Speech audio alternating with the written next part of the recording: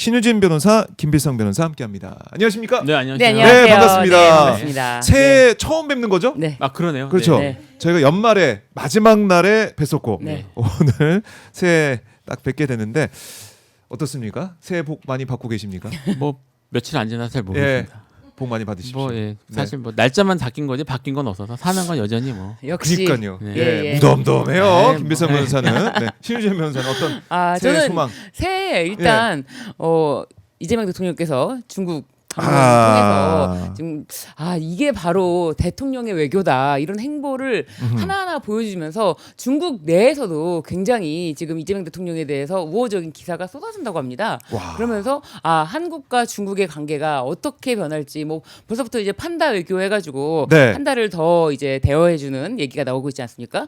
그래서 2026년에 달라질 일들이 이제 출발점 신호탄을 쐈다라고 생각이 들고요. 또 2026년이 기대되는 마음입니다. 정말 기대가 되는 이 방중 이 성과 제가 봐야 될 것 같고요. 지금 보니까 시진핑 주석이 지난 5일 이재명 대통령과의 한중 정상회담에서 문화 콘텐츠 교류를 놓고 석자 얼음은 한 번에 녹지 않고 과일은 익으면 저절로 떨어진다 이렇게 말한 걸로 지금 보도가 되고 있습니다. 네. 이 한한령 단계적 해제를 암시한 게 아니냐. 그렇죠. 예. 지금 바로 뭐 방중 기간 중에 성과를 내서 뭐 K-팝 공연. 가수들이 공연을 한다거나 이런 거 바로 성사되는 건 어렵지만 그럼에도 불구하고 딱 그 표현이 맞는 것 같아요. 과일은 익으면 알아서 떨어진다라는 것처럼 익을 때까지 시간이 좀 필요하다 이제 그렇지만 점진적으로 잘 무르익어 갈 것이다. 게다가 또 지금 일본과 지금 굉장히 날선 대응을 하면서 일본에 수출되는 것이 이제 군용도랑 민간 용도 이중 용도로 사용되는 것이라면은 그 일본에서 일본 직접 수출이 아니라 다른 나라를 통해서 우회적으로 수출하는 것도 맞겠다 이런 입장까지 밝혔기 때문에 이제 한중 관계가 더욱 공고히 되는 원년이 되지 않을까 싶습니다. 네. 자, 한중 관계 이제 복원 원년이 되고 있다. MOU 체결하는 그 현장도 저희가 다시 한번 보여드리고 있습니다. 김필성 변호사는 이재명 대통령의 이번 방중 일정 쭉 보시면서 좀 인상 깊게 봤던 부분이 뭐가 지금 있습니까? 말씀하셨던 것처럼 중국하고의 관계를 지금 재설정하는 게 가장 큰 의미라고 할 수 있을 것 같은데요. 지금 이제 뭐 우리나라 입장에서 뭐 한한령이나 이런 것도 중요하지만 지금 세계적으로 뭐 다극 체계로 바뀌면서 정신없이 지금 돌아가고 있잖아요. 지금 동아시아 정세도 그렇고, 그러니까 한국이 그만큼 중요한 위치가 된 거죠. 그러니까 이제 지금 뭐 미국하고도의 관계도 있고, 그다음에 러시아하고의 관계도 있고, 그다음에 일본하고 지금 중국하고의 충돌도 있고, 이 상태에서 지금 한국이 어떻게 이제 스탠스를 취하냐에 따라서 국제관계에 영향을 줄 수 있는 상황인데 지금 여기에 대해서 한국이 우리 입장에서는 우리를 최대한 이제 취득 확보를 하고 그리고 영향력이나 이런 것들을 충분히 확보하는 게 목적 아니겠습니까? 그렇죠. 그런 의미에서 지금 이재명 대통령이 그런 비전을 가지고 지금 하는 것처럼 보여서 좀 기대를 하면서 보고 있습니다. 기대를 하면서 보고 있다. 오늘 상하이 일정까지 좀 봐야 될 것 같고 샤오미 셀카는 정말 이제 신의 한 수 같아요. 그러니까요. 셀카를 찍을 생각을 누가 했었을까요? 대통령이 그동안은... 직접 본인이 제안을 하셨다고 하는데 저것도 타이밍을 잡아야 되잖아요. 내가 어떤 거를 준비했다고 하더라도 이게 굉장히 뭐랄까요 이렇게 엄숙한 외교 무대에서 이걸 언제 꺼내지라는 그 타이밍을 잡는 것도 굉장히 중요한데 그렇죠. 사실상 중국 국내에서도 시진핑이 저 정도 웃음, 저 정도 미소를 띤 얼굴이 보도된 적이 없는데 그래서 이재명 대통령의 저 순발력과 재치가 정말 가히 뭐 타고났다라고밖에 말을 못 하겠어요. 왜냐하면 저런 거를요 만약에 연습을 통해서 준비한다고 하더라도요 저렇게 자연스럽게 이끌어낼 수가 없거든요. 만약에 저 뭐 셀카를 같이 찍자고 한 사람이 뚝딱이면은 같이 찍는 사람도 그냥 찍어주긴 하지만 좀 불편하다 이럴 텐데 아니잖아요. 엄청 자연스럽잖아요. 야, 진짜 저 순발력 대단하다. 저게 뭐 어디서 제가 분석한 걸 보니까 시진핑이 어쨌든 중국 내에서는 엄청 근엄하고 뭐 이런 이미지잖아요. 이런 이미지고 말하자면 이제 이렇게 존경하고 이런 식의 이미지가 메이킹이 되어 와서 사실 저런 식의 사진, 친근한 사진들이나 이런 것들을 거의 남기지를 못했다고 하더라고요. 이런 이미지가 없는데 시진핑 입장에서는 국내 정치용으로도 저런 장면에서 저렇게 찍을 수 있었던 게 큰 이제 도움이 되는 게 아닌가. 그러니까 이제 중국 국내 정치용으로도 충분히 의미 있는 사진일 수 있어서 시진핑이 저렇게 반응한 게 아닌가라는 분석도 제가 본 적이 네. 있어요. 그리고 이재명 대통령이 저도 뭐 선거 때 네. 많이 현장에서 네. 뵙고 했지만은 셀카를 잘 찍으세요. 네. 그 찍을 기회가 많고 우리 시민분들께서 다가가시면은 시민분들이 잘 안 찍어 보시니까 잘 네. 못하실 때 직접 이제 폰을 받아가지고 직접 이렇게 음. 같이 네. 찍고 음. 많이 해보셔가지고 또 사진 잘 찍는다고 시진핑 주석이 또 칭찬하기도 하고 야 그렇게 이 외교를 이렇게 녹여내고 있습니다. 그러니까요. 대단합니다. 아니 예.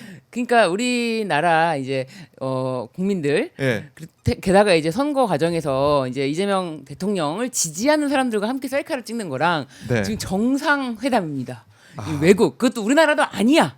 이제 중국에서 현지 지금 아까 말씀하신 것처럼 중국에서의 시진핑 이미지가 또 있잖아요. 그럼 이 사람이 과연 호응해 줄 것인가? 네. 야 이런 것까지 다 해가지고 마음을 먹었다 하더라도 저는 그게 딱 꺼내고 이 자체가 이 행동이 만약에 부자연스럽다 본인이 그랬으면은 이거는 조금 파토가 날 수 있었고 오히려 역효과가 날 수 있었는데 이거를 너무 자연스럽게 말입니다. 하니까 이 외교의 천재 아닌가? 외교의 천재. 앞으로 이제 네. 이재명 대통령 이제 만나는 정상들은 네. 셀카 언제 찍나 막 이렇게 준비하고 있을 것 같아요. 왠지. 셀카 찍는 거 아닐까 이렇게 그래요. 이 외교를 보면서 흐뭇하게 미소 지을 수 있는 그게 바로 이재명 대통령의 외교입니다. 네. 자 이런 가운데 김박박 디라라님. 디다라님께서 슈퍼챗 주시면서 속보어 주셨어요. 어허. 코스피가 4,600 터치해도 정말요? 와. 정말 실합니까? 제가 지금 못 보고 있는데 코스피 지수를 정말입니까? 지금 어떻게 이럴 수가 댓글 있습니까? 중에 스트리트 하이킹님은 네. 주가 조작을 해도 이런 불장은 못 볼 듯. 와 4,600을 아 머리야. 넘었어요. 아 머리야.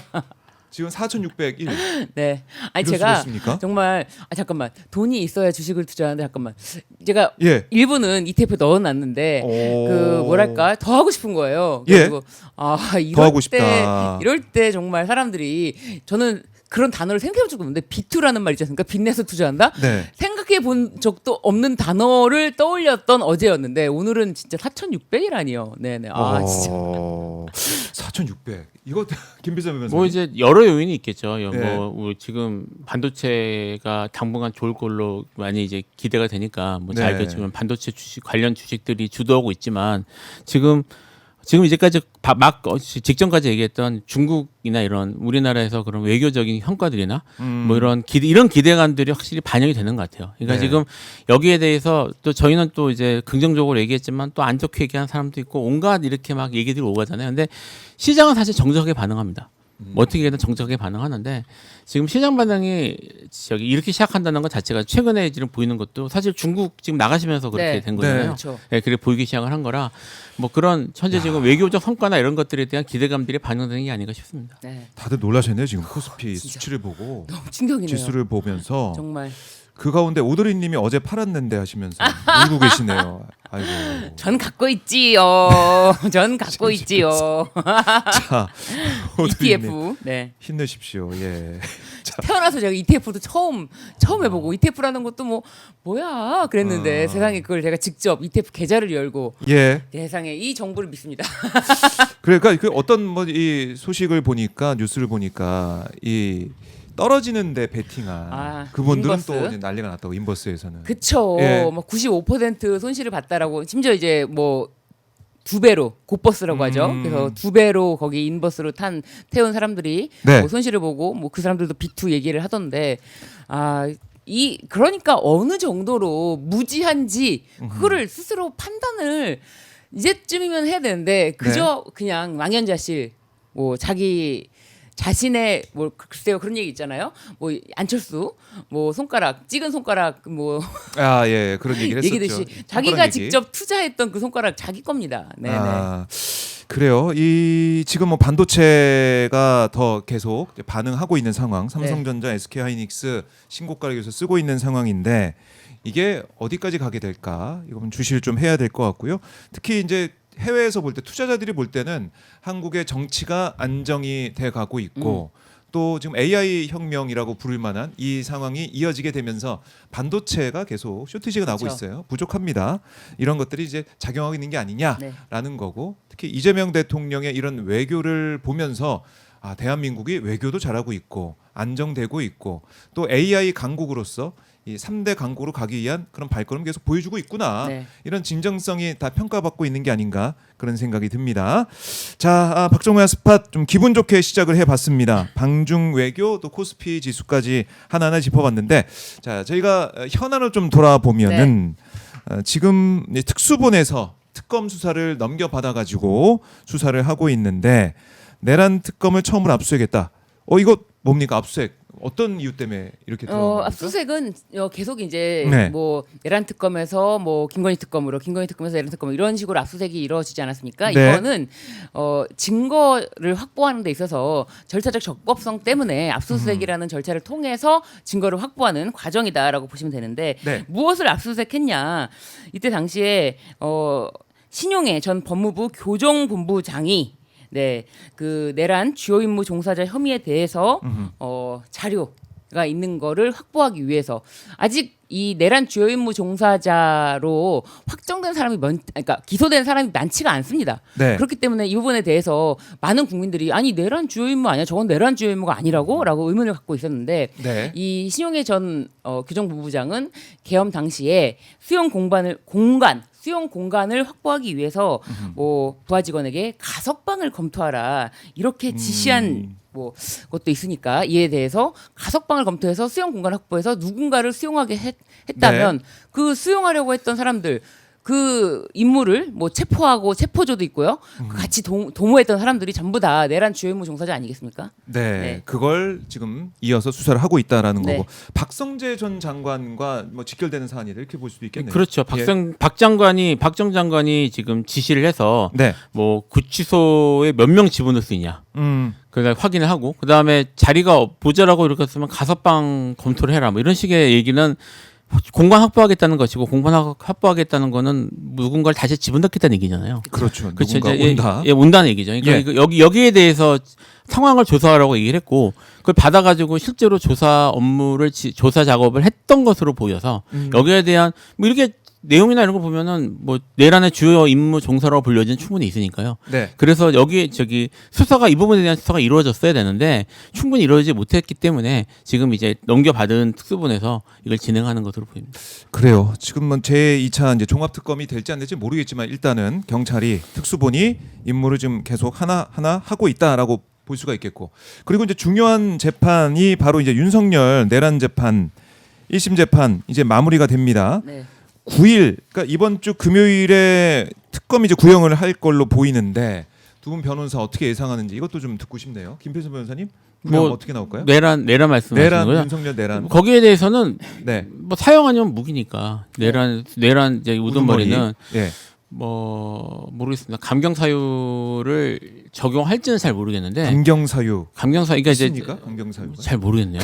그러니까 이거 이제 뭐 지금 이제 사실 이제까지 뭐 내란이 아니라고 주장한 측에서 뭐 네. 법리적 검토를 사실 하는 거 보면 이렇게 법리적으로 잘 하고 있는지 잘 모르겠다는 생각은 듭니다만 별로 하나를 보면 그 주장들을 어느 정도 받아들인다면 뭐 그래도 사람이 죽은 것도 아니고 뭐 이제 빨리 진압이 됐으니까 네. 피해가 생각보다 크지 않았다라는 이유로 어허. 이른바 장량감경이라는 게 있어요. 장량감경이 뭐냐면 예. 판사 마음대로 감경해 주는 거거든요. 정황을 봐서 그러니까 판사에게 재량권을 주는 건데 장량감경이 될 가능성을 뭐 배제할 수는 없습니다. 배제할 수는 없는데 네. 이게 이제 뭐 제가 뭐 저는 좀 이제 좀 세게 보는 편이라서 그걸 직해서 느끼지 모르겠지만 이게 그런 일이 벌어지지 않은 게 윤석열이 무슨 뭐 자제했다거나 이래서가 아니잖아요. 그럼요. 국민들이 진짜 목숨 걸고 막아낸 거 아닙니까? 예. 막아내서 그렇게 된 거고 그다음에 다 모르고 실시간 중계를 봤지만 국회의원들이 정말 몸 던져가면서 넘어가면서 지금 특전사들이 뭐 창문 끼고 들어오는데 그걸 버텨가면서 한 거 아니에요. 이런 것들을 그래서 사실 윤석열이 잘해서가 아닌데 이 윤석열의 감경 사유로 보는 게 적절해 보이진 않습니다. 그러면은 그러니까 뭐 재판 선고 과정에서 모르겠지만은 검찰이 구형을 할 때, 특검이 구형을 할 때 정상적으로 구형하면 사형해야죠. 사형으로 네. 구형이 되는 게 정상적으로 네.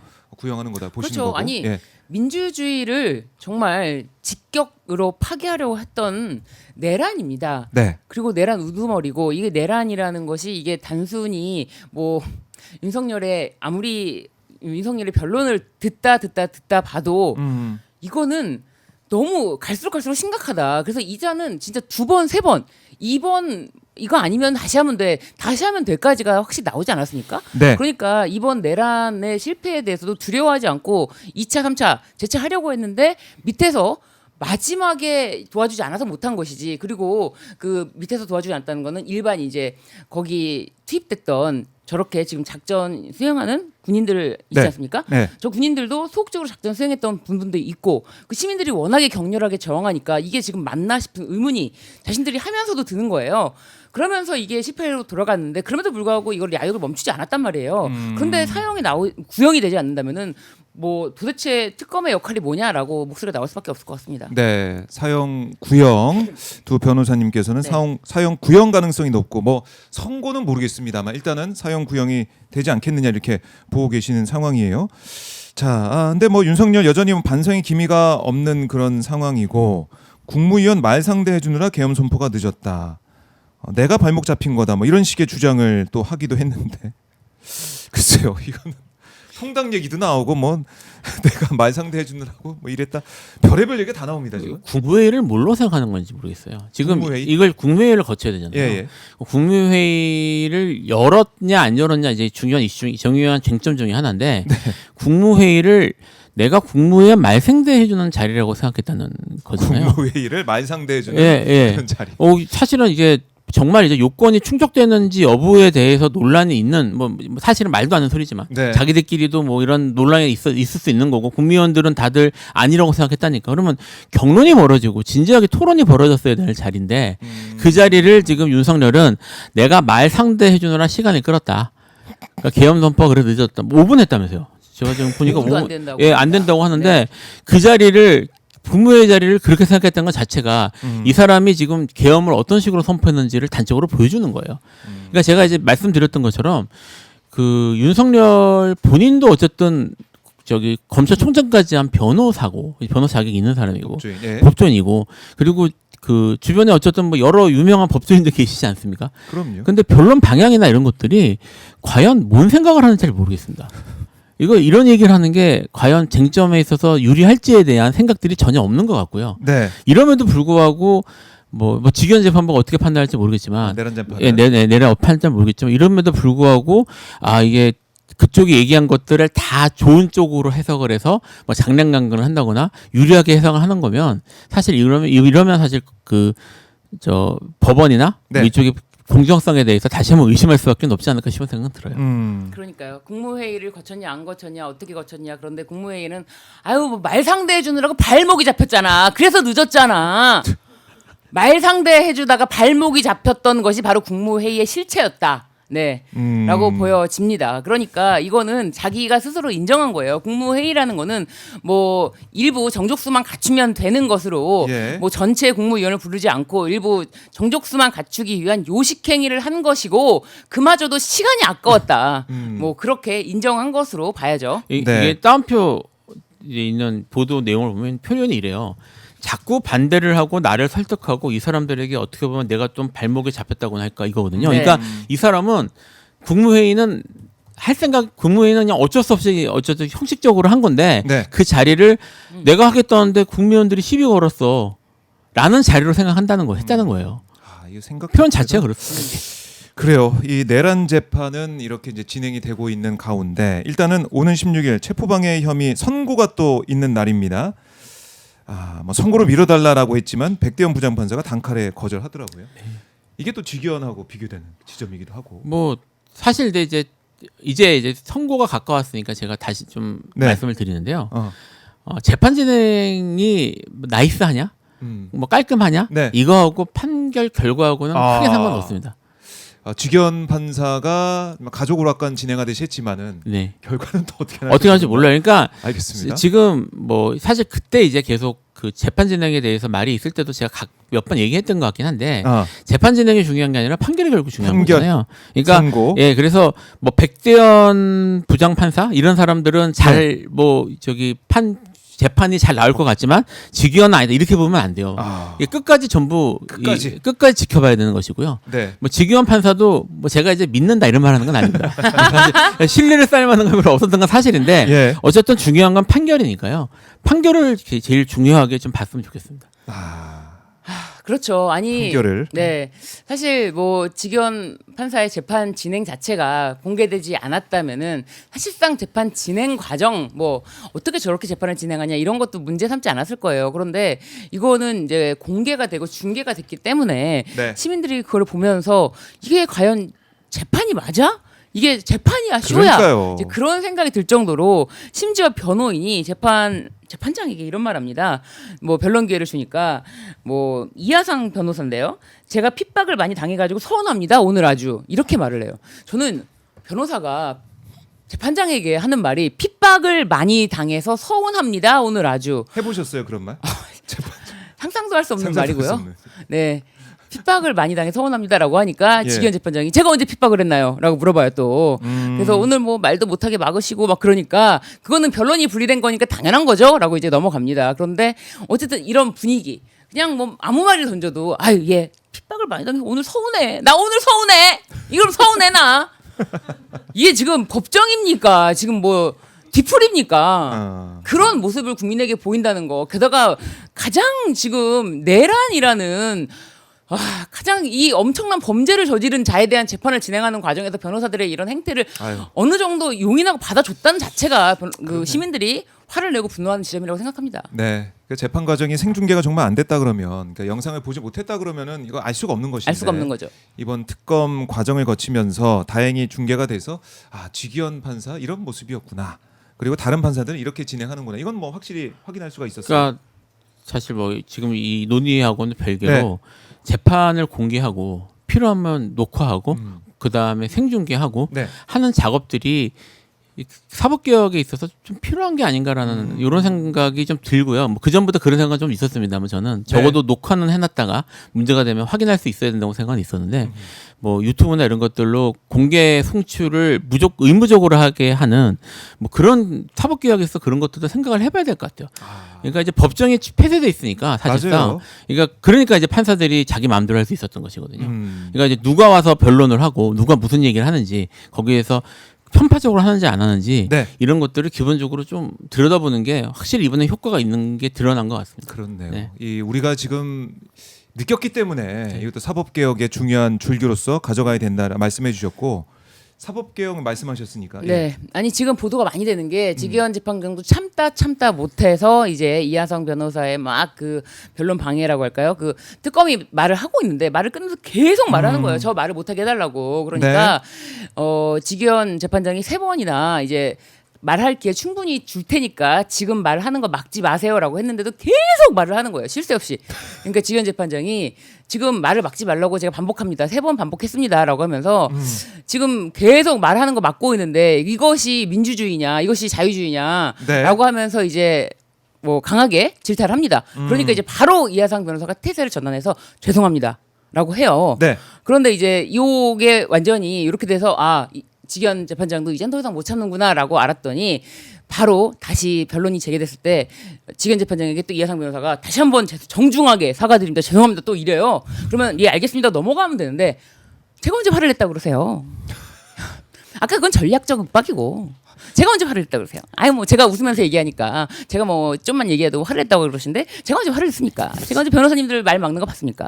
라고 하면서 넘어가더라고요. 그러는데 진짜 왜 그러는 거야? 그러니까 전부 이제 아까 말씀드렸던 결국은 판결로 말하는 건 판결로 맞는데요. 하면 근데 되는데. 적어도 재판 진행에 있어서 진행을 보고는 사실은 지기현 재판부의 재판 진행은 참 변호사 입장에서 납득하기 어려운 부분이 있고요. 예. 저분은 이제 재판 진행을 솔직히 이렇게 표현하는 게 좀 적절할지 모르겠습니다만 약간 예능처럼 진행을 하시는 것 같고 진짜 예능 사회자처럼.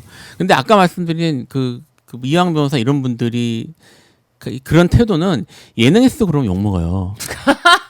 같이 나온 게스트가 얘기하는데 막 끼어들고 막 시비 걸고 하면은 욕먹죠. 아이고 앞에 많이 달리죠. 예, 막 달리죠. 그러니까 지금 사실 예능만도 못한 재판이 되고 있는데, 예능마다. 이거는 진행자 보통 예능 같은 경우에도 예. 그 일선적으로 이제 진행자한테 이게 가잖아요. 그렇죠. 지금 진행자가 자기가 어쨌든 정리해야 되는 상황에서 여전히 예능보다 못한 재판을 하고 있는 것이라서 사실 저는 적어도 뭐 판결과 별개로 네. 지기현 재판부에 대한 평가는 좀 따로 해야 되는 게 아닌가 생각은 좀 들어요, 사실. 그래서 사실 댓글에서도 지기현 재판장이라고 안 하고 MCG MC 지기현 이런 식으로 예. 지금 말씀하신 것처럼 예능처럼 진행한다. 예. 그래가지고 Yo man 변론 완전 준비됐어. 나 랩도 하시네. 선고 준비됐어. MC 지기현. 랩도 하시네요. 그런 느낌으로 네, 재판이 진행되지 예. 않나. 네. 알겠습니다. 국민들이 판단하고 계실 거예요. 네. 예, 뭐 결과로 말을 한다고 하지만 그 과정에서 국민들이 너무 이제 화가 많이 났고 내란 전단 재판부 설치법 즉시 이제 시행이 되고 있는 상황 아니겠습니까? 공포가 돼서 시행이 되는 상황인데 그러면 이거 어떻게 되는 겁니까? 앞으로의 절차와 앞으로의 상황이 어떻게 전개가 되는지. 일단 2심부터 적용이 될 거예요. 이건 지금 하는 걸 돼 있고 뭐 중앙제법에도 지금 설치를 하지만 현재 지금 진행되고 있는 것은 이제 그대로 하니까 사실상 가장 빨리 되는 건 이제 판결이 이루어지지 않습니까? 네. 판결되면 2심으로 지금 되는 2심 재판부터 진행이 될 것 같고요. 현재 지금 법에는 어떻게 되어 있냐면 서울중앙지법과 서울고법에 네. 내란 외환 반란죄 또는 관련 재판 전담 재판부를 2개씩 두도록 하는 이런 식으로 얘기를 하고 그다음에 이 재판부는 판사회의 의결을 거쳐서 법원장이 이렇게 하는 걸로 네. 법원장이 물론 법원장이 보임하는 식으로 해서 재판부를 별도로 두는 겁니다. 사실은 크게 달라지는 건 없어요. 이거 기억하시겠지만 이게 대법원에서 내부 규정을 해도 되는 것들이거든요. 네. 근데 그걸 이제 안 하고 했으니까 안 하고 버티고 있으니. 예, 안 하고 했으니까 뭐 지금 이 전담 재판부를 법으로 만들어서 하는 네. 이런 상황까지 온 거죠, 사실은. 네. 그래요. 그러면은 2심부터 진행이 된다라고 네. 하면 지기현 재판부 또 조희대 사법부 우리가 못 믿겠다는 얘기를 계속 해왔잖아요. 그렇죠. 네. 이걸로 그러면 우리가 뭐 1심은 못한다고 하더라도 2심부터는 좀 두 다리 쭉 뻗고 있을 수 있느냐 이런 근본적인 의문점도 있는 거 아니겠습니까? 그거는 이제 좀 전에 김필상 변호사님이 지적해 주셨듯이 사실 실상 크게 달라지는 바가 없습니다. 다만 기대해 볼 것은 네. 영장 전담 재판부가 이제 기존의 영장 전담 판사들이 아니라 요 내란 재판법에 따라서 별도로 구성된다는 점. 그 점은 조금 다른 판단이 있지 않을까 앞으로 영장에 대해서 그 점 하나 기대해 볼 만하지 않을까 그 생각합니다. 그래요. 이제 1심 결과를 일단은 뭐 보고 판단을 하겠지만은 이렇게까지 우리 국민들께서 사법부에 대한 불신을 드러내고 이러면 안 된다라고 했는데 1심 판단이 국민들이 이해할 수 없게 나올까라는 생각도 들면서도 글쎄요. 네. 이 마음을 놓을 수는 없을 것 같아요. 네, 마음 놓을 수는 놓을 없습니다. 수는 네. 없고 2심도 저희에게서 지켜봐야 된다라는 거 다시 한번 강조를 하겠습니다. 그리고 이제 김건희 얘기를 좀 해보면은 네. 계속 나오고 있는 공소장 내용이나 보도를 보면 지금 서희건설로부터 금품을 받은 거 특경법 가중처벌법의 알선수재 혐의를 받고 있는데 공소장을 봤더니 5,560만 원 반클리프 목걸이, 2,610만 원 티파니 앵코 브로치. 참 이게 명품 얘기할 때면 생소해요. 좀 생소하긴 네. 한데 어쨌든 이런 것들을 받고 너무 예쁘다. 회사에 도와드릴 게 없느냐 이렇게 물었다고 해요. 이게 지금 적시가 돼 있습니다. 5,560만 원, 이게 2,610만 원. 뭐 다른 걸 떠나서 네. 이 알선수재라는 건요 너무 말이 안 되는 거예요. 왜냐하면 그렇다면 이제 공직자 남편을 둔 뭐 아내 아니면 공직자 뭐 배우자를 둔 그 배우자 다른 네. 배우자가 아무리 큰 거를 받아도 공직자는 사실은 무탈이에요. 무사합니다. 공직자는 왜냐하면 여기서 뇌물죄가 아니라 알선수재죄는 특가 알선수재는 공무원이 아닌 비신분자인 김건희에게 적용시키기 위해서 알선수재죄를 적용한 것 같지만 사실상 이렇게 받고 어떻게 했습니까? 공직자인 남편에게 영향을 미쳤고 이 함께 그 사실상 원하는 그 청탁을 들어준 거 아닙니까? 네. 그런데 이게 어떻게 뇌물죄가 아닙니까?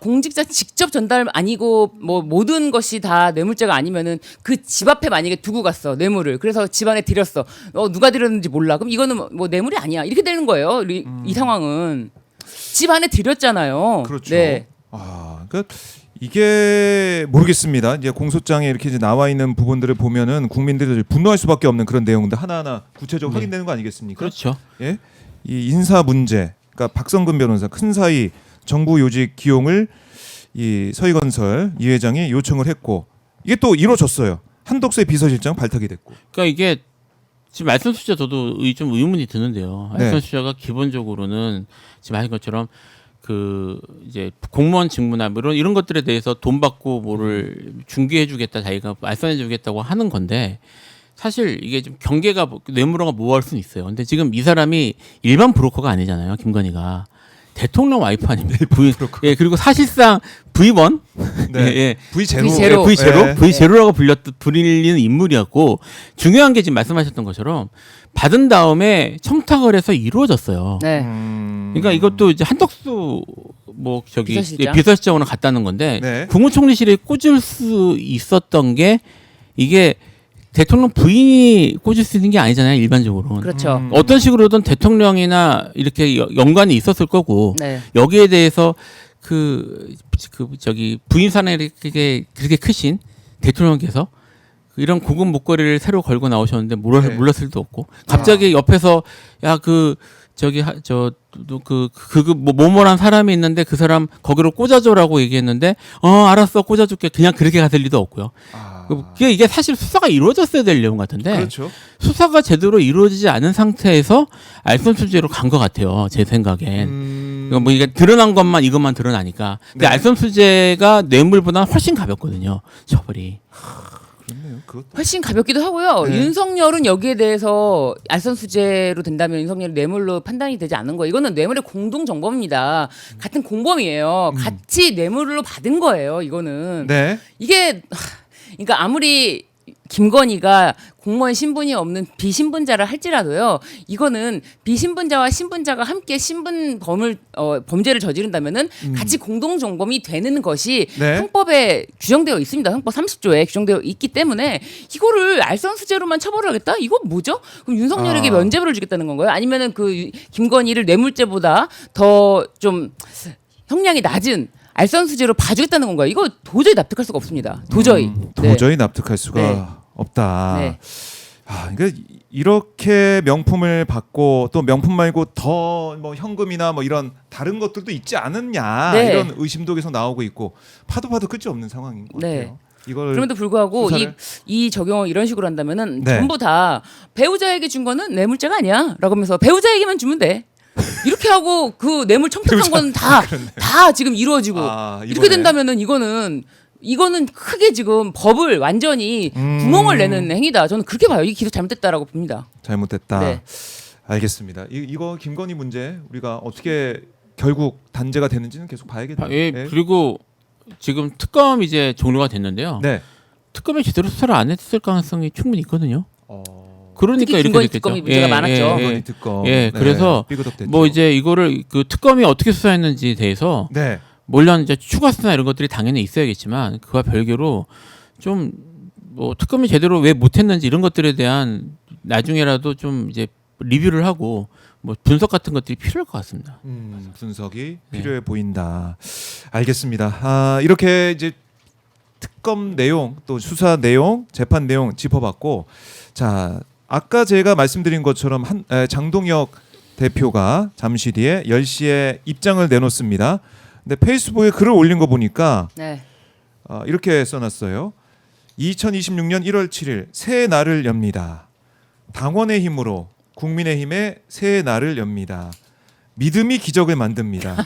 당원을 믿고 국민 앞에 섭니다. 이기는 변화. 이런 글을 남겼는데 이거 어떻게 해석이 될까요? 저는 지금 이제 분석을 보면요. 분석하는 이제 보면 네. 뭐 이제 저기 뭐 내란이나 이런 것 내란 행위 이런 것들에 대해서 얘기를 하고 윤석열과 단절하려고 하는 게 아니냐는 이런 분석들이 나오던데 일단 저는- 그렇게 예측을 하는데. 예, 저는 사실 그렇게 생각하지는 않아요. 아 그래요? 예, 그렇게 생각하지는 않고요. 오. 지금 이 저기 쇄신 안에서 그 저기 잘못된 과거의 절연이라는 표현이 등장한다는 이유 때문에 그렇게 분석하는 것 같은데 이분들이 생각하는 잘못된 과거가 뭔지는 사실 모릅니다. 우리가 상식적으로 생각하는 그 잘못된 과거가 아니라 뭐 네. 예를 들면 뭐 한동훈과의 단절일 수도 있고요. 그럴 수도 있겠네요. 예, 과거 예. 한동훈 대표 체제의 그 모습. 예. 뭐 그래서 그 단일 대오로 뭐 당성이라는 용어도 쓰시니까 예. 뭐 단일 대오 뭐 이런 말 이런 생각도 하실 것 같아요. 뭐 이제 잘 안 쓰는 말들이니까. 아하. 뭐 그런 단일 대오가 돼서 윤석열을 보유하고 끝까지 우리가 맞서서 의회 독재에 맞서 싸우겠다. 요새는 뭐 그런 식의 말이 나올 가능성 충분히 있다고 봅니다. 저는 그래서 물론 나와봐야 아는 것이겠지만 예. 지금 저것도 믿음이 기적을 뭐에 대한 믿음일까? 뭐 이제 장동혁 대표가 이제 저기 상당히 종교 편향적 모습을 보였기 때문에 예. 그 믿음을 말할 가능성도 없는 건 아닌데 저기 말하는 믿음이라고 하는 게 결국은 이제까지 했던 것에 대해서 나를 믿어달라 또는 뭐 윤석열을 믿어달라. 사실 그래 그런 내용 같아서 이기는 변화도 사실 그런 것 같고요. 그래서 저는 뭐 반성 같은 걸 할 것 같지는 않습니다. 아 그래요. 네. 야, 그럼 이렇게 되면 지금 10시에 예정돼 있는 기자회견 이걸 보면서 많은 분들이 또 실망을 하고 그러면 그렇지 이런 판단할 수도 있고 어떻게 근데 보세요? 실망이라기보다는 예. 사실은 장동혁 대표의 지금까지의 행보가 계속 극우 쪽으로 이제 당성 하면서 극우 쪽으로 이제 계속 한 발 앞으로 다가갔는데 예. 지금 뭐 오늘 쇄신안이라는 발표라고는 했지만 이게 얼마나 쇄신이 있을까요? 그러니까 이것에 대해서 실망이 아니라 당원들에게 실망시키지 않는 정도로 소리를 내야 돼요. 당원을 믿고라고 했잖아요. 네. 그러면 당원과의 그 소통을 가장 중요하게 생각하는 사람이라면 지금 많은 뭐랄까요? 중도라고 해야 되나요? 중도 보수 층은 이미 국민의힘을 지지하지 않아요. 지금 지지율은 20% 정도 나온단 말이에요. 네. 그렇기 때문에 그 남은 당원들을 믿는다는 거는 당원들 나를 믿어주십시오. 나는 결코 당신들을 배신하지 않겠다. 이제 그런 거예요. 배신자는 빠르게 처단하고 네. 나는 당신들을 배신하지 않는다. 그런 측면, 그런 바운더리 안에서의 쇄신안이 하지 않을까. 저는 그렇게 기대해 보고요. 네, 이 장동혁 대표가 지금 계속 극우 쪽으로 가는 것이 사실상 자멸하는 길이라는 거. 많은 분들은 평가하고 있지만 본인은 그렇게 생각하지 않는다는 거 이것도 중요하다고 생각해요. 본인은 절대 그렇게 생각하지 않고 이런 분위기도 서울 대고 하면은 반전된다. 라고 충분히 믿고 있기 때문에 뭐 자신이 믿고 있는 거는 이거는 반전될 분위기다. 네. 그러니까 장동혁 대표 이제 믿음을 얘기했지만은 이 길로 가게 되면 누가 뭐라고 하든 간에 윤어게인으로 가게 되면 결국 기적을 만들 것이다. 이런 차원의 메시지, 이런 생각에서 하고 있는 게 아닌가. 당원을 믿고 국민 앞에 섭니다. 그러니까 당원의 힘으로 이 얘기를 했는데 네. 지금 국민의힘의 당원 구성이 어떻게 되느냐. 이것도 좀 봐야 되는 거 아니겠습니까? 그야말로 윤어게인이 주축이 돼 있는 그런 당원들인데 그렇죠. 결국 윤석열과의 절연은 없을 것이다. 없을 가능성이 높지 않을까. 그러니까 사실 계속 이제 실망이라는 말씀을 쓰셨는데 네. 기대하는 게 있어야 실망을 하죠, 사실은.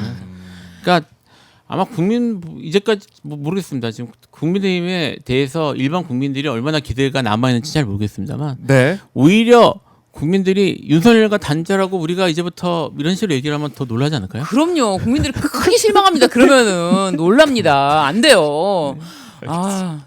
그리고 이제 배신자로 바로 찍힙니다. 어떤 걸 하도 그 뒤로는 바로 배신자가 되기 때문에 아무것도 하지 못한다. 계속 믿음을 지켜라 이런 말씀하시는 것 같은데 고성국 씨가 또 입상을 했어요. 그것도 심지어 134만 유튜버는 다르더라고요. 입당 원서를요 최고위원이 받으러 갑니다. 이거 받으십시오. 입당 원서입니다. 야, 입당 원서를 최고위원이 받아가지고 공손하게 받아가지고 입당시켜드려야죠. 그러니까 이게 퍼포먼스, 그 세레모니 만들어가지고 이렇게 입당하는 모습까지 봤는데 그런 당원들이 계속 들어오고 있는데 과연 장동혁이 그러니까요. 쇄신안, 장동혁 대표가 쇄신을 어떻게 낼 것이냐. 이따 10시에 생방송이 됩니다. 그 현장 저희가 함께 좀 지켜보도록 하고 자 고성국 유튜버 고성국 국민의힘 입당 윤어게인 유튜버 입당했다 이런 얘기도 나오고 있어요. 자 이런 가운데 그러면은 제일 떨고 있을 사람 중에 한 명이 한동훈 전 대표인가요? 어떻게 봐야 됩니까? 한동훈 전 대표 어제 보니까 이런 얘기도 나왔잖아요. 누굽니까? 그 여의도 연구원 부원장 장예찬 부원장이 이 중도로 지평을 넓혀야 되고 지방선거 앞두고 외연을 넓혀야 되니까 한동훈 전 대표 쪽 품어야 된다 이런 얘기 나오니까 그거 돼지국밥에 케첩 뿌리자는 소리다. 말도 안 된다. 그렇게 딱 귀에 와닿게 비유를 했어요. 돼지국밥에 케첩. 이거 안 되죠. 정말 못 먹죠. 이거 버리죠. 그러니까 그렇게 하면 안 된다는 게 장해찬 부원장의 생각인 것 같은데 한동훈 전 대표는 어떻게 될까요? 뭐 한동훈 전 대표에 대해서는 저는 솔직히 관심이 없는데 이게 관심은 없어요. 그런데 이 당원 게시판 문제를요. 이거를 뭐 마치 뭐 어떤 의견 제시의 장이었다. 어떤 무슨 뭐 뉴스 기사라든지 뭐 사설 이런 거를 적었던 것이로서 뭐 소통하는 방식의 민주주의에서 충분히 가능한 방식이다라고 주장하는 건 전 반대입니다. 왜냐하면 이거는 어디까지나 의심스러운 정황이 그 짧은 기간 내에 1000여 건이 넘는 1600건이라고도 하기도 하고요. 일단 1000여 건이 넘는 게시물을 작성하면서 네. 이게 IP가 2개라고 하는데요. 이게 5명이서 2개를 사용했다라고 하는데 이거를 그러면은 내가 접속 끊으면은 다른 사람이 와서 다음 사람이 와서 다음 사람이 와서 이런 식으로 했다는 거 아니지 않습니까? 그 시간도 바로 나오는 것도 있는데 그렇다면 이거는 엄연히 그 과정에서 다른 사람의 아이디를 이용한 방식이 되고요. 이건 정보통신망법 위반입니다. 그렇기 때문에 이거를 가볍게 볼 문제는 아니라고 생각하고요. 네. 이거 이렇게 되면요. 이거는 업무 방해가 됩니다. 그러니까 업무 방해? 예, 그렇죠. 내가 내 아이디가 아닌데 내가 다른 사람 아이디를 개설해서 만들어서 이 당원 게시판 관리자의 업무를 방해하는 업무방해죄까지 됩니다. 네. 이건 가벼운 문제라고 저는 보지 않습니다. 아, 그래요. 가벼운 문제가 아니다. 이건 법적으로 책임질 일이 분명히 있을 것이다라는 거. 네. 그 법에 저촉되는 그런 의혹들이 있기 때문에 한동훈 전 대표가 벗어나기 어렵다 이렇게 보시는 거고 당내에서도 지금 윤리도 구성을 했어요. 구성해서 거의 뭐 한동훈 전 대표 맞춤형 윤리 아니냐 이런 얘기도 있는데 어떻게 보십니까? 뭐 맞춤형이죠. 맞춤형이고요. 예. 그 사실 굳이 이렇게 맞춤형 할 필요가 있을까 싶은 내용은 들어요. 생각은 들어요. 혹시 지금 네. 그 한동훈과 한동훈 대표의 가족이 썼다고 의심되는 그 게시물 글. 보여줄 수 있나요? 그 표로 게시물 내용을 저희가 입에 담지는 않았지만 네. 담을 수가 없어서 제가 네. 보여줄 내용을 보시면 아시겠지만 이게 뭐 의견 제시 무슨 기사를 퍼날랐다거나 뭐 이런 내용이 아니거든요. 그렇죠. 이거 이 정도면은 사실 변호사들이 이거 고소합니다. 고소하죠. 그 정도 글들을 썼단 말이에요. 모욕죄. 예, 모욕죄 이런 모욕죄. 정통만법상 네. 모욕죄 이런 거 쓰고 이제 이런 사실은 그래서 그냥 고소 고발해서 끝내면 되는데 네. 이걸 이제 거창하게 하고 싶은 거예요. 절차를 거쳐가지고.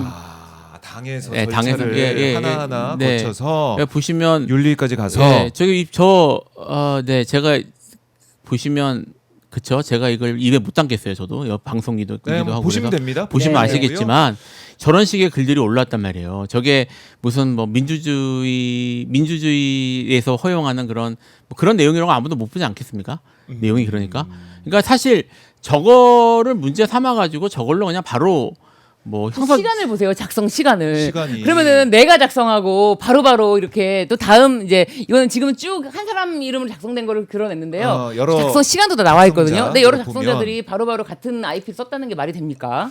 그러니까 사실 굳이 이거는 일반적으로 정상적으로 구성을 해도 분명히 이게 문제될 수 있는 건데 네. 이거를 좀 더 드라마틱하고 극적으로 하려고 하는 게 아닌가라는 생각이 들고요. 음. 이 이야기는 이제 아까 이제 좀 전에 말씀하신 10시에 있을 그거 기자회견하고도 연결이 되는 거죠. 지금 고성국 씨도 들어왔고 이것도 지금 이런 식으로 거창하게 처리하는 상황에서 예. 갑자기 우리가 정상적으로 다 받아들이고 다 과거를 반성하고 국민들을 위해서 이렇게 나올 리가 없죠. 그렇네요. 이 예. 흐름을 보면 네. 자 국민의힘 기자회견장 모습입니다. 이기는 변화라고 돼 있는 이 단상에서 장동혁 대표가 입장을 내놓을 것 같은데요.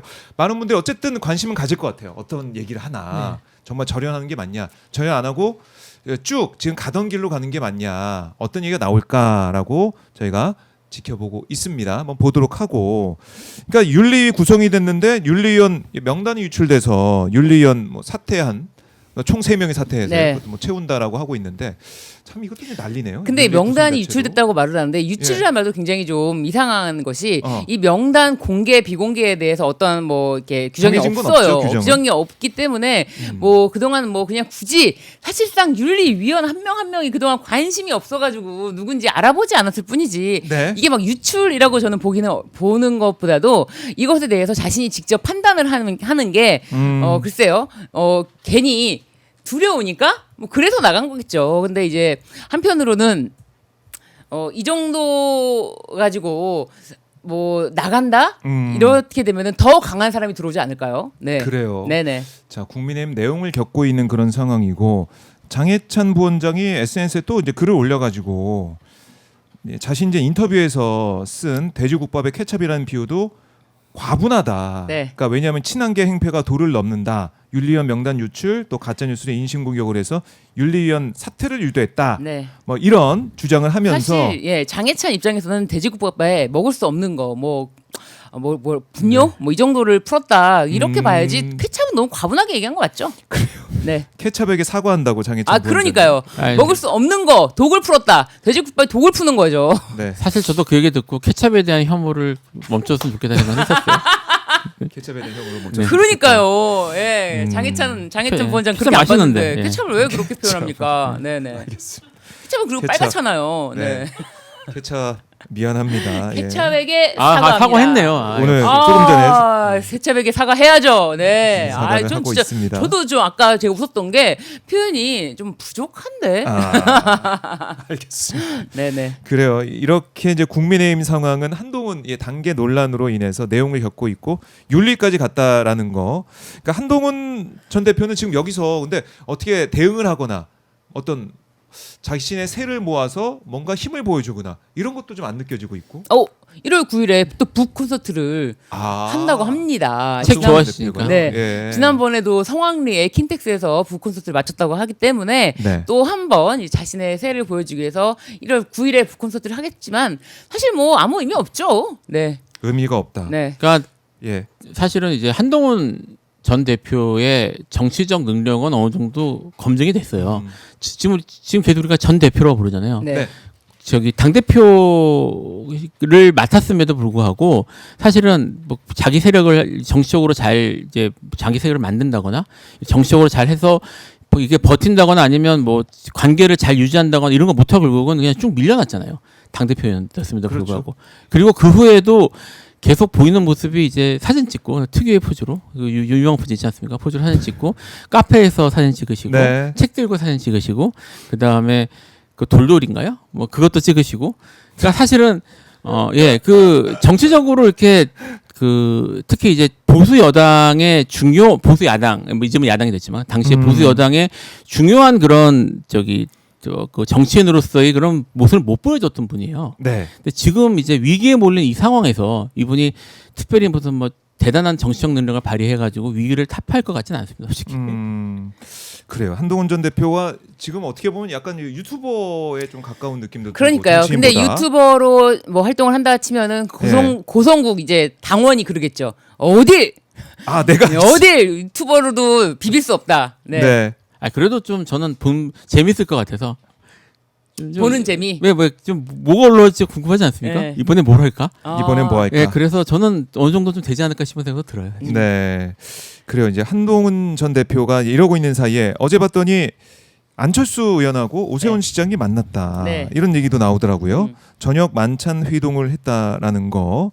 그러니까 장동혁 대표에게 계엄 사과를 요구했던 오세훈 시장과 안철수 의원이 만났다. 이게 뭐 장동혁 대표의 오늘 쇄신안도 발표가 되겠지만은 이어가지고 안 된다는 생각하는 사람들이 또 있다라는 건데 이게 좀 영향이 좀 있겠습니까? 이게 지금 이제 오세훈 시장 같은 경우에는 네. 다음 지방선거에 나올 게 확실하고요. 어떻게든 네. 이게 이번 확실하고 지방선거. 하니까 이제 선거를 이제 곧 치러야 될 사람들은 국민들 당원이 아니라 사실 일반 국민들의 여론이나 분위기가 이제 피부에 와닿겠죠.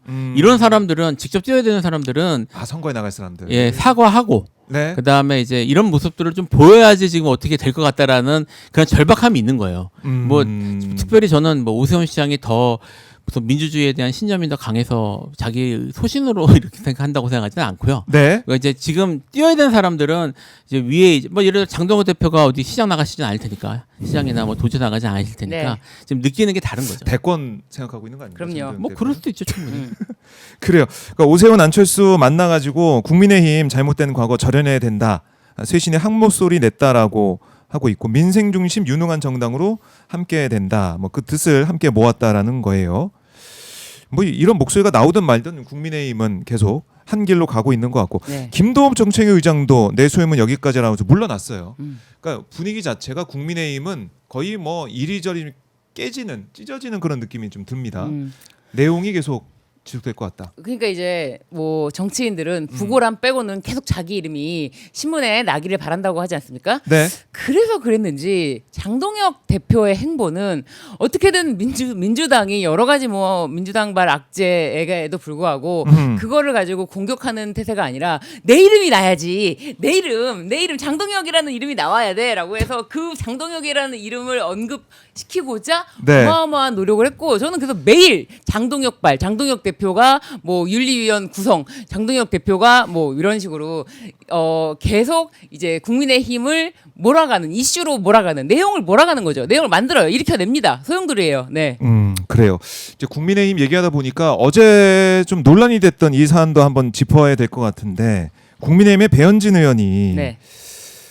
이번에 별세한 국민배우 안성기 이제 배우의 빈소를 찾아 조문을 했는데 부적절한 복장과 태도 때문에 논란에 휩싸인 그런 상황이에요. 글쎄요, 이게 사실 일단은 복장 자체가 좀 맞는 복장이냐 이런 지적 비판이 계속 나오는 것 같고 또 이제 안성기 이제 배우의 연기 관련해서 생닭에 먹는 연기 뭐 그에 경악을 했다면서 웃음을 좀 보이는 상황까지 우리가 지켜볼 수가 있었는데 이런 것들은 국민들이 좀 분노할 수밖에 없는 그런 지점인 것 같아요. 어떻게 보셨습니까? 참 곱게 입고 가셨네요. 곱게 입고 가시고 뭐 시상식에 가는 거 아니냐 뭐 이런 얘기가 나올 정도 그리고 비판이 나올 정도로. 지금 저 사진도 지금 시상식에서 시상 소감을 말할 만한 그런 사진이죠. 그러니까 이제 저런 자리에 가는 것이 정치인으로서 뭐 어쨌든 지금 말씀하셨지만 한 번이라도 얼굴도 나오고 보도되고 뭐 이런 정치적 액션인 거잖아요. 뭐 이분이 제가 개인적으로 이 안성기 전 배우님하고 얼마나 가까운지 모르겠지만 어찌되었든 그런 자리인데 자기가 여기를 왜 오는지 TPO란 말을 하잖아요. 그렇죠. TPO에 대한 이해가 없었던 것 같아요. 그러니까 자기가 지금 여기가 파티 가는 건 아닌데 오히려 저기서 이제 엄숙하게 애도하고 그리고 부인을 회고하고 이런 모습을 보이는 게 맞는 것 같은데 이게 지금 사실 말한 내용들도 좀 이해가 안 되고 네. 참 옷도 저렇게 곱게 입고 가시고 저렇게 화사하게 웃고 계시고 약간 좀 자리를 착각하신 게 아닌가 싶은 생각이 듭니다. 아니 장례식장이라는 곳은 뭐 시간 제한이 뭐 한두 시간으로 제한되어 있는 게 아니지 않습니까? 네. 뭐 영화제, 뭐 시상식 이런 거는 시간 제한이 있으니까 뭐 근데 뭐 미리 준비를 하지만 장례식장은 시간이 충분함에도 불구하고 네. 저 옷은 본인이 선택해서 입고 간 거예요. 본인이 카메라에 어떻게 비칠지를 생각했다. 그런 생각을 할 수밖에 없고요. 네. 저는 진짜 배현진이 배현진했다라는 말씀으로 드릴 수밖에 없습니다. 아니 고인에 대한 추모하는 장면으로 뭐 고인이 생닭을 먹는 장면을 떠올렸는데 그게 너무 경악스러웠다라면서 웃음을 보이는 모습까지 이게 고스란히 다 카메라에 노출되는데 뭐 본인이 무슨 얘기를 하고 뭐 어떤 자세를 저기서 지금 취했는지도 모를 거다 그런 생각이 들어요. 좀 주목해야 될 게 배현진 의원이죠. 배현진 의원의 조문 태도에 대한 논란을 보도한 매체들이 상당수가 이제 보수 매체들이에요, 이른바. 그러니까 이제 보수 매체들에서도 논란이라고 하면서 별로 이렇게 뭐 변명이나 아니면 이런 것들 없이 다 이거를 그대로 보도했거든요. 그러니까 이거는 사실 뭐 보수 진영에서 보기에도 적절해 보이지는 않는 행동이었던 것 같아요. 그래요. 다시 한번 고인의 명복을 빌겠습니다. 근데 이런 논란까지 일으키는 상황, 정말 씁쓸하다라는 생각이 들고요. 자, 지금 국민의힘 상황을 저희가 계속 좀 말씀을 드렸는데 이런 와중에 상설특검이 쿠팡 수사 무마 의혹 김동희 검사를 소환했다. 이런 소식도 이제 들어와 있습니다. 상설특검이 쿠팡 의혹들을 이제 파헤치고 있는 상황인데 수사 상황 이것도 저희가 관심을 계속 둬야 될 것 같고, 자 이제 통일교 신천지 관련된 특검 여야가 특검에 합의는 못했는데 검경이 합수하는 구성을 했습니다. 그러니까 이게 통일교로 다 되는 것이냐? 정교 유착 의혹 이 논란은 신천지가 먼저 아니냐 이런 얘기도 나오고 있어서 합수단이 먼저 이제 수사에 바로 이제 착수했습니다. 이재명 대통령 지적을 했고요. 네. 이거는 당연한 수사. 당연하죠. 예. 지금 사실 통일교가 이제 이번에 확 떴지만 당장 지금 확 떴지만 이제 주목받고 있지만 그리고 뭐 전에 이제 말씀드렸던 것처럼 역사가 오래됐지만 좀 전에 얘기 나눴던 그 한동훈 그 윤리위 같은 경우에도 지금 문제돼서 그만두고 나갔던 분들이 신천지와 관련된 분들이잖아요. 그렇죠. 그리고 신천지가 얘기가 나오니까 장동혁 대표였나요? 발끈하셨던 분이. 그러니까 사실은 그런 태도들을 보면 국민들이 신천지가 훨씬 더 관계가 깊은 거 아니야? 라는 의혹을 가질 만한 상황이에요. 현재 지금 1년 사건들만 봐도. 그러니까 의혹이 있으면 풀어야죠. 그러니까 이번 기회에 통일교만이 아니라 뭐 저는 사실 신천지 뭐 지금 특검이 어디까지 수사하게 될지 잘 모르겠습니다만 저도 수사 범위가 신천지만이 아니라 그 다른 종교라고 하더라도 종교 그런 종교가 정치적인 그런 브로커나 그런 로비의 대상이 되고 그 권력단체처럼 이익단체처럼 작용을 했으면 전부 다 파헤쳐야 된다고 봅니다. 저는. 네, 그래요. 그러니까 특검도 특검이고 합수단도 계속해서 수사를 해야 되는 것이고 통일교만 하자는 국민의힘 이런 주장 국민들이 받아들일 수 없을 것 같아요. 그럼요. 예? 국민들이 받아들일 수 없음에도 불구하고 만약에 이제 민주당에서 특검법에 대해서 발의를 한다면은 뭐 필리버스터를 다 예고하지 않았습니까?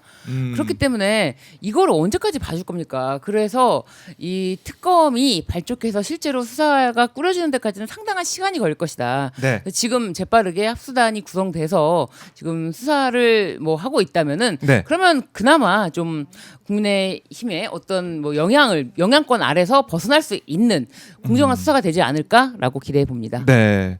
자, 이 수사 상황 지켜봐야 될 것 같고 이 종합특검도 이제 다뤄질 거 아니겠습니까? 종합특검 이거는 어떻게 보세요? 이거 가야 된다고 보십니까? 특검이 필요한 부분이 있죠. 부분이 있다. 예, 부분이 있어요. 왜냐하면 기본적으로 지금 만약에 특검을 안 가면 검찰, 경찰 이런 쪽에서 써야지 않겠습니까? 뭐 지금 일단 경찰이 하고 있는데 경찰이 주도해서 할 텐데 네. 그 두 기관 다 지난 내란에서 그렇게 자유롭지 못해요. 그러니까 그 내부적인 청산이나 아니면 뭐 이런 평가나 이런 것들이 제대로 이루어지지 않은 상태이기 때문에 네. 사실은 지금 이 상태에서 그들이 수사하는 건 적절하진 않고요.